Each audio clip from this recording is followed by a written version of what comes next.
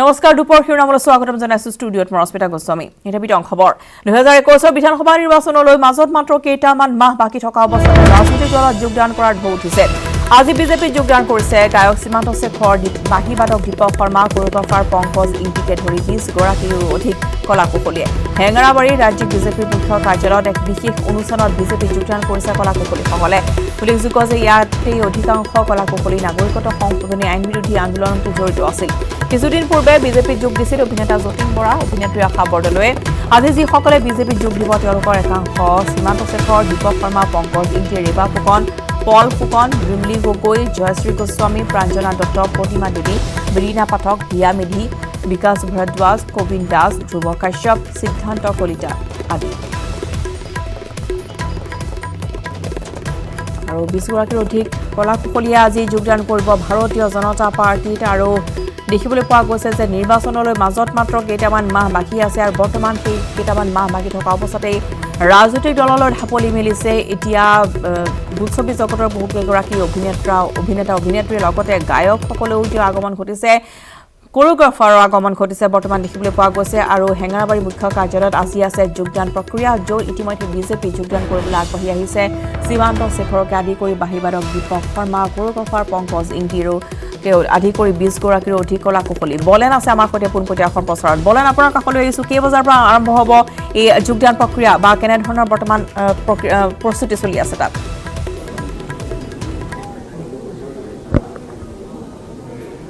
ৰাজ্যৰ সাংস্কৃতিক জগতৰ কেইবাগৰাকী শিল্পী এই মুহূৰ্তত ভাৰতীয় জনতা পাৰ্টিৰ মুখ্য কাৰ্যালয়ত উপস্থিত আছে আৰু সকলোৰে এতিয়া অধীৰ অপেক্ষা মাথোন ৰাজ্যিক সভাপতিগৰাকী ভাৰতীয় জনতা পাৰ্টিৰ ৰঞ্জিত কুমাৰ দাস কিছু সময় পিছতে উপস্থিত হ'ব আৰু তাৰ কাৰণে ইতিমধ্যে সকলো ব্যৱস্থা সম্পন্ন কৰি ৰখা হৈছে আমি দেখুৱাইছোঁ যে অধীৰ আগ্ৰহেৰে এই মুহূৰ্তত যিসকলে গেৰুৱা বসন পিন্ধিবলৈ সাজু হৈছে আৰু সেইসকল শিল্পী তাৰকা এই মুহূৰ্তত ভাৰতীয় জনতা পাৰ্টিৰ মুখ্য কাৰ্যালয়ত তেখেতসকলে অৱস্থান কৰিছে আৰু কিছু সময় পিছতে ৰাজ্যিক সভাপতিগৰাকী অহাৰ পিছতে তেখেতসকলৰ দলীয় যি যোগদান পৰ্ব এই কাৰ্যসূচী আৰম্ভ হ'ব কিন্তু যদি আজিৰ দিনটোত বিশেষকৈ মন কৰিবলগীয়া বিষয়টো হৈছে যে বিশেষকৈ আজিৰ দিনত দেখিব পোৱা গৈছে যে এফালে ভাৰতীয় জনতা পাৰ্টিত একাংশ শিল্পী আৰু আনফালে যদি চাই কংগ্ৰেছত একাংশ শিল্পী আজি যোগদান কৰিব শিল্পীৰ ৰাজনৈতিক জীৱন পথাৰলৈ খোজ দিয়াৰ যিটো প্ৰক্ৰিয়া বা আমি পৰম্পৰা দেখিবলৈ পালোঁ যে শেহতীয়াভাৱে যথেষ্টভাৱে বৃদ্ধি পাইছে এয়া আচলতে কি বতৰা সূচাইছে সেয়া নিশ্চিত সময়ত লক্ষণীয় হ'ব কিন্তু দেখিব পোৱা গৈছে যে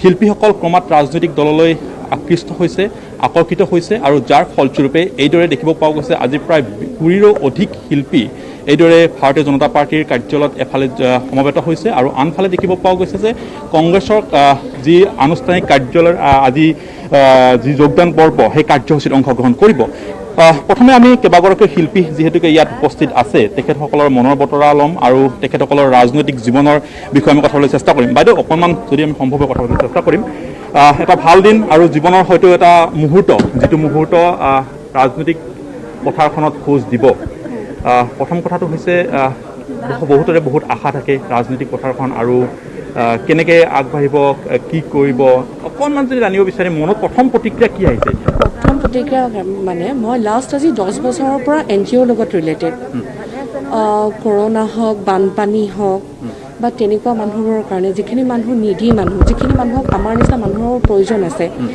মই হাজাৰ লাখৰ কথা নকওঁ এটকা বা কিবা অকণ নিম্নতম বস্তুৰ যে সহায় কৰিব পাৰে তেনেকুৱা মানুহ সদায় মই সেইবোৰ মানুহৰ কাৰণে সদায় মই আছিলোঁৱেই আৰু আপুনি দেখিছে বিজেপি চৰকাৰখনে আমাৰ শিল্পীসকলৰ কাৰণে বাকীসকলৰ কাৰণে বহুত দিনৰ পৰা বহুত কৰি আছে মই শ্বহীদৰ ঘৰৰ ছোৱালী মোৰ খুৰা হৰগোবিন্দ গোস্বামী শ্বহীদ দেই এটা সময়ত সেইটো সময়ৰ পৰাই আমাৰ মানে জেনেৰেশ্যন বাই জেনেৰেশ্যন ঘৰত এই পৰিৱেশটো আছেই দেউতাহঁতৰ পৰা যেতিয়াৰ পৰা পদুম ফুল দেখিছোঁ বিজেপি বুলিয়ে জানো মানে তেনেকুৱা এটা গতিকে এতিয়া যেতিয়া আহিছোঁ আৰু একগোট হৈ পেলাই আমি শিল্পীসকলে আমি আজিতো আমাৰ শিল্পী অকল অভিনয়ৰ লগতে নহয় মিউজিকৰ লগত বাদ্যযন্ত্ৰৰ লগত ৰিলেটেড গোটেইখিনি মানুহ আছে আমি একত্ৰিত হৈ পেলাই যদি আমি সমাজখনৰ কাৰণে একৰ কাৰণে নহয় দহৰ কাৰণে যদি একেলগে কৰিব পাৰোঁ মই খুব ভাল পাম সেইকাৰণে ওলাই আহিছোঁ স্বতঃস্ফূৰ্তভাৱে বাই বাৰ্থ মই বিজেপি গতিকে চাওঁ আগলৈকে কি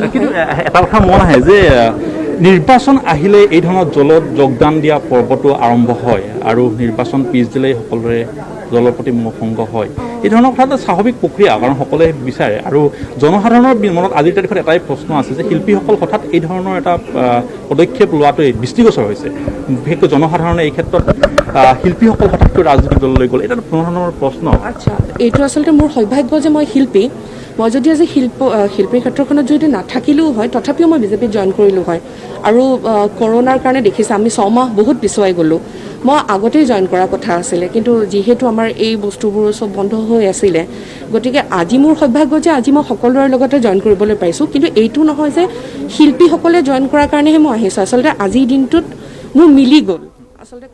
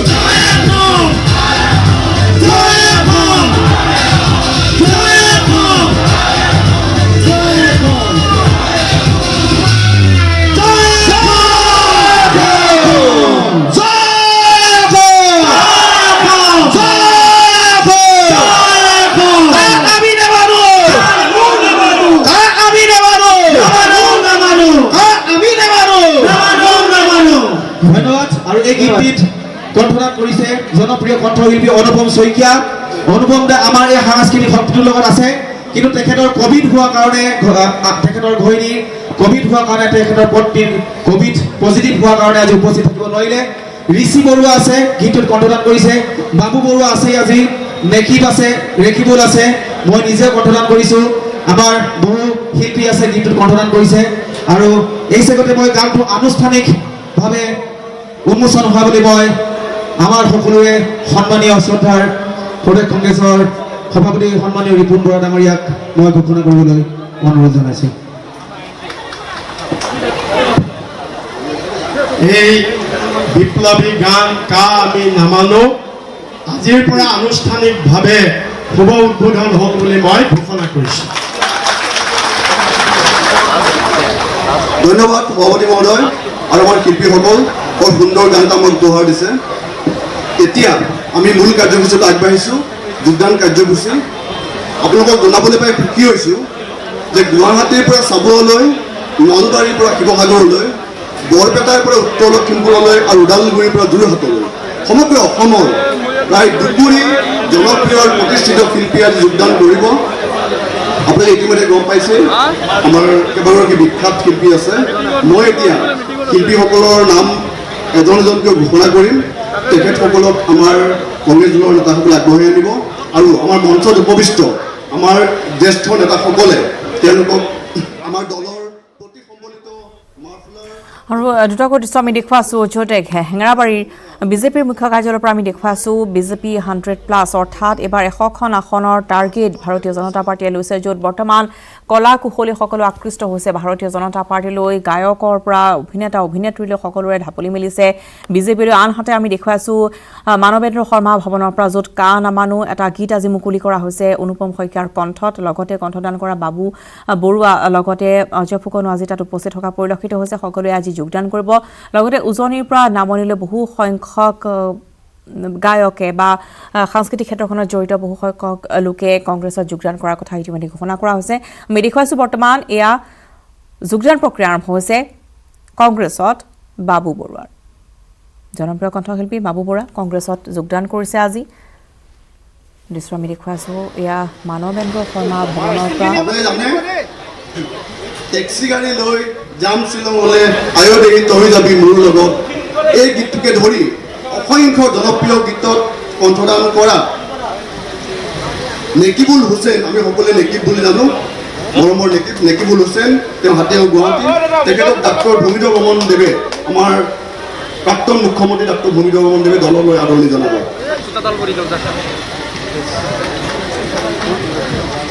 আমাৰ কংগ্ৰেছ দলৰ প্ৰতি সম্বলিত মাফলাৰ, টুপি আদিৰে আমাৰ দললৈ আদৰণি জনাইছে নেকিবুল হুছেইন দেৱক প্ৰাক্তন মুখ্যমন্ত্ৰী ভূমিধৰ বৰ্মন দেৱে। অসমৰ ভ্ৰাম্যমান নাট্য জগতত খলকনি যোগোৱা আৰু অজয় ফুকনৰ সুৰ কথা সংগীতেৰে প্ৰাণ পাই উঠা জুবিন গাৰ্গে গোৱা মা দেউতা, দেখিবলৈ মই ধুনীয়া হয়নে নহয় আদিকে ধৰি অসংখ্য জনপ্ৰিয় গীত আছে। অসমৰ ভ্ৰাম্যমান নাট্য জগতত খলকনি যোগোৱা সকলোৱে পৰিচিত অজয় ফুকন, মই অজয় ফুকন দেৱক মঞ্চলৈ আদৰণি জনাইছোঁ। আৰু তেখেতক আমাৰ কংগ্ৰেছ বিধায়িনী দলৰ উপদলপতি, বিৰোধী দলৰ উপদলপতি বিধায়ক নকিবুল হুছেইন দেৱক অনুৰোধ জনাইছোঁ, তেখেতে অজয় ফুকন দেৱক আমাৰ দলৰ প্ৰতি সম্বলিত মাফলাৰ, টুপি আদিৰে আদৰণি জনাব।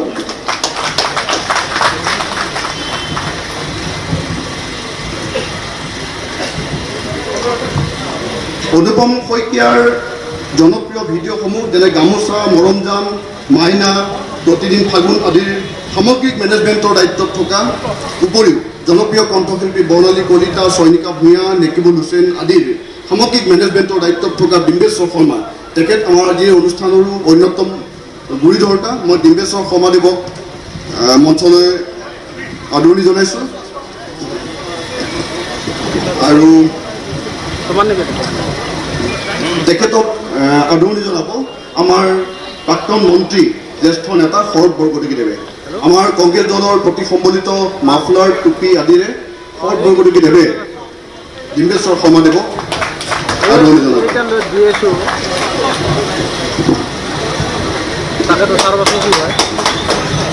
আন এগৰাকী সুৰকাৰ, গীতিকাৰ, বিশিষ্ট সমাজসেৱক গিৰীন্দ্ৰ কলিতা, তেখেত আমাৰ মাজত আছে। মই গিৰীন্দ্ৰ কলিতাদেৱক মঞ্চলৈ আহিবলৈ অনুৰোধ জনাইছোঁ।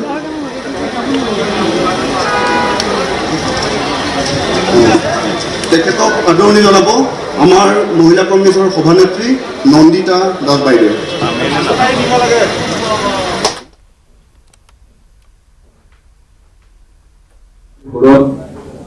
আমি সকলোৱে আপ্লুত হওঁ, আমাৰ হৃদয় জোৰ পৰে, যাৰ বাঁহীৰ মাত শুনিলে আমি শুনি থাকিবলৈ মন যায় বিভিন্ন মঞ্চত। তেনে এগৰাকী শিল্পী আমাৰ গৌৰৱ অসমৰ আন্তঃৰাষ্ট্ৰীয় খ্যাতিসম্পন্ন বাঁহীবাদক দীপক শৰ্মা ডাঙৰীয়াক মই মঞ্চলৈ আদৰণি জনাইছোঁ, যাৰ বাঁহীৰ মাতত সমগ্ৰ অসমৰ জনসাধাৰণে সদায় বাট চাই থাকে যে দীপক শৰ্মাৰ বাঁহীৰ মাত শুনিবৰ কাৰণে তেখেতক মই আমাৰ দললৈ আদৰণি জনাইছোঁ। আনুষ্ঠানিকভাৱে সন্মানীয় সভাপতি মহোদয়ে তেখেতক আদৰণি জনাইছোঁ।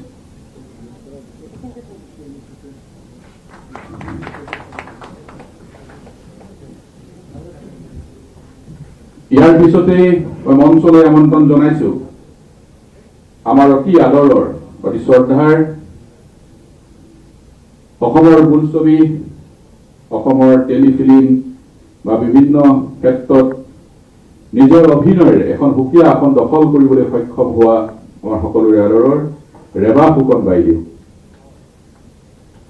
ৰেবা ফুকন বাইদেৱে এণ্টনি মোৰ নাম আমি আগতে চাইছিলোঁ। এণ্টনি মোৰ নাম চিনেমা বাইদেউ তাত কৰিছে। তাৰপৰা প্ৰিয়াও প্ৰিয়া, ৰেলৰ ৰাতি দুবৰি বন, জখম, জীৱন নদী দুটি পাৰ, ত্যাগ, কণিকাৰ ৰামধেনু, জোনাকবিহীন জীৱন ইত্যাদি কৰি অসংখ্য চিনেমা আৰু বিভিন্ন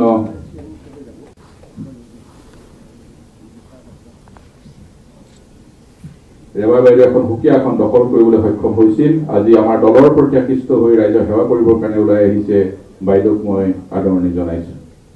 ইয়াৰ পিছতে মই মঞ্চলৈ আমন্ত্ৰণ জনাইছোঁ যাৰ গীতত আমি সকলোৱে আপ্লুত হওঁ, যিগৰাকী যুৱক ডিব্ৰুগড় বিশ্ববিদ্যালয়ত অধ্যয়ন কৰি থকাৰ পৰা অসমৰ সাংস্কৃতিক জগতখনত নিজৰ গীতৰ জৰিয়তে অসমৰ জনসাধাৰণৰ মাজত এটা সুকীয়া পৰিচয় দখল কৰিবৰ কাৰণে সক্ষম হৈছিল। যাৰ গীত শুনিবৰ কাৰণে জনসাধাৰণ সদায় ৰৈ থাকে, সেইগৰাকী হৈছে আমাৰ অতি মৰমৰ অতি আদৰৰ সীমান্ত শেখৰ। মই সীমান্ত শেখৰক অনুৰোধ জনাইছোঁ মঞ্চলৈ আহিবৰ বাবে, আৰু আমাৰ মাননীয় সভাপতি মহোদয়ে সীমান্ত শেখৰক আদৰণি জনাব।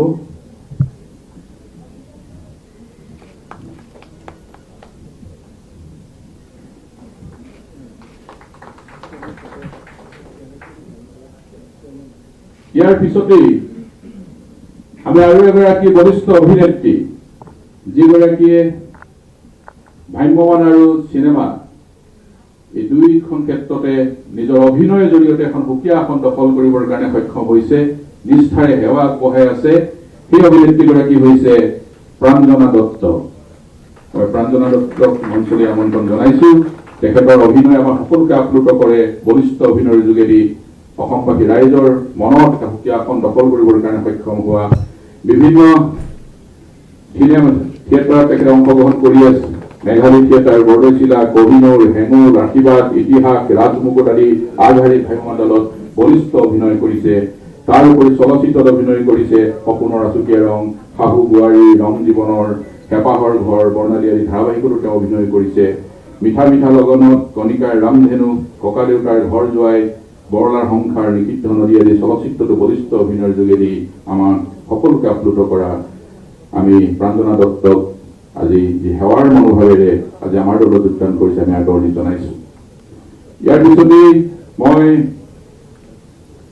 মঞ্চলৈ আমন্ত্ৰণ জনাইছোঁ যিগৰাকী শিল্পীৰ অৱদান নহ'লে কোনো ক্ষেত্ৰতে আমাৰ ভ্ৰাম্যমান থিয়েটাৰেই হওক বা বোলছবিয়ে হওক বা বিভিন্ন VCD ক্ষেত্ৰখন আগবাঢ়ি যাব নোৱাৰে।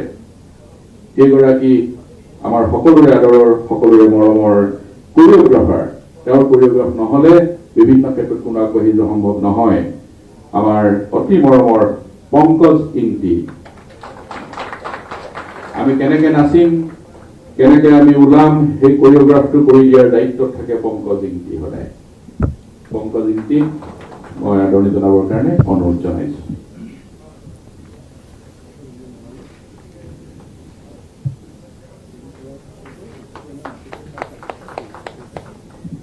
ইয়াৰ পিছতেই মই আমন্ত্ৰণ জনাইছোঁ মঞ্চলৈ এগৰাকী গায়িকা বীণা পাঠক। মই বীণা পাঠকক মঞ্চলৈ আমন্ত্ৰণ জনাইছোঁ। ৰামেশ্বৰ পাঠক আৰু ধনদা পাঠকৰ কন্যা বীণা পাঠক আমাৰ সকলোৰে মৰমৰ, সকলোৰে আদৰৰ। তেখেতৰ গান আমি প্ৰত্যেকেই শুনিছোঁ।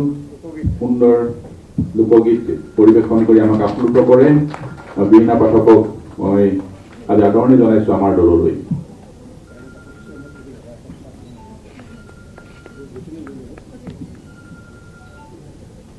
ইয়াৰ পিছতে মই আমন্ত্ৰণ জনাইছো বিশিষ্ট গায়ক যাৰ গীতে আমাক সকলোকে আপ্লুত কৰে জয় চক্ৰৱৰ্তীক আমি আমন্ত্ৰণ জনাইছো।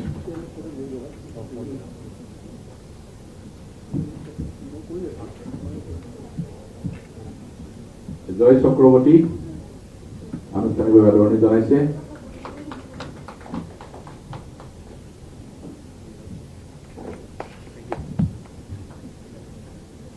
এইবাৰ মই মঞ্চলৈ আমন্ত্ৰণ জনাইছো অসমৰ বাপতি সাহোন ৰঙালী বিহুটিক আমাৰ বিহুটোক বিশ্বৰ বুকুত আগবঢ়াই লৈ যাবৰ কাৰণে পৰিচয় কৰি দিবৰ কাৰণে সক্ষম হোৱা লগতে সত্ৰীয়া নৃত্য শিল্পী হিচাপে নিজৰ চিনাকি দাঙি ধৰি বিশ্ববাসীৰ আগত আমাৰ সত্ৰীয়া নৃত্যক পৰিচয় কৰি দিবৰ কাৰণে সক্ষম হোৱা আমাৰ সকলোৰে আদৰৰ সকলোৰে মৰমৰ শ্ৰীমতী ডিম্পলী গগৈ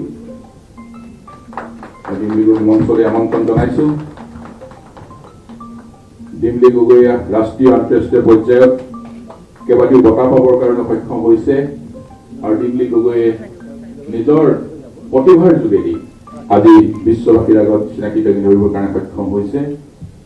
মই ডিম্পলী গগৈক আদৰণি জনাইছো। ইয়াৰ পিছতে মই মঞ্চলৈ আমন্ত্ৰণ জনাইছো এগৰাকী অভিনেতা হিচাপে নিজৰ পৰিচয় দাঙি ধৰিবৰ কাৰণে সক্ষম হোৱা কেইবাখনো বোলছবিত ইতিমধ্যেই অভিনয় কৰি নিজৰ পৰিচয় দাঙি ধৰিবৰ কাৰণে সক্ষম হৈছে। আমাৰ সকলোকে আপ্লুত কৰিবৰ কাৰণে তেখেতৰ অভিনয় চাবৰ কাৰণে আমি সেই বোলছবিবিলাক দিয়াৰ লগে লগে আমি ৰৈ থাকো। সেইগৰাকী হৈছে আমাৰ অতি মৰমৰ পল ফুকনক মই আদৰণি জনাইছো।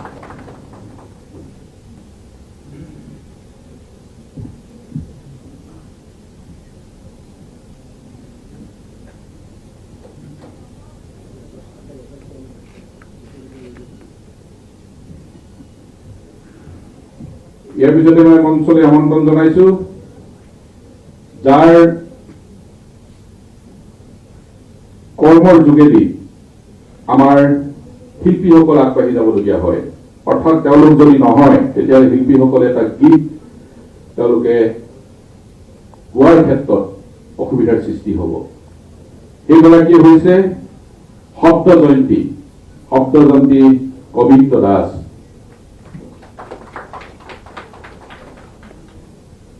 তেওঁলোকে শব্দৰে তেওঁলোকে নিজৰ ব্যৱস্থাৰে গোটেই কামখিনি কৰি দিয়াৰ পিছতহে এগৰাকী শিল্পীয়ে এটি গীত ৰেকৰ্ডিং কৰিবৰ কাৰণে সক্ষম হয়। মই কবিত্ব দাস ডাঙৰীয়াক আনুষ্ঠানিকভাৱে আদৰণি জনাইছো।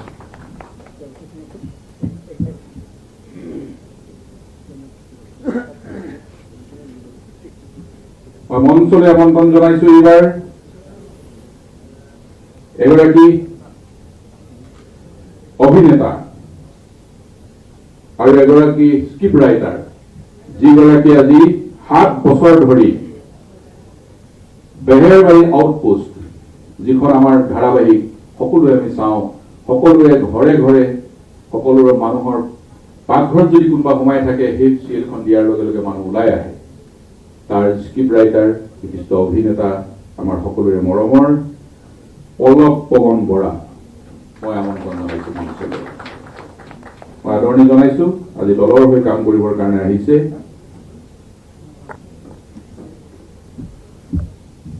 সাত বছৰ ধৰি যিখন ধাৰাবাহিক চলি আছে সকলোৰে জনপ্ৰিয় ধাৰাবাহিক।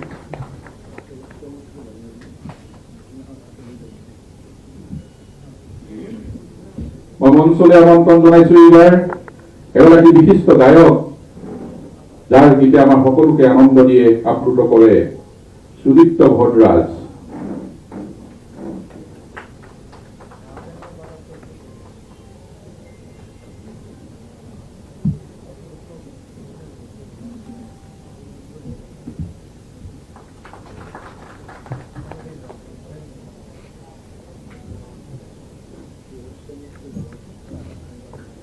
এইবাৰ মই মঞ্চলৈ আমন্ত্ৰণ জনাইছো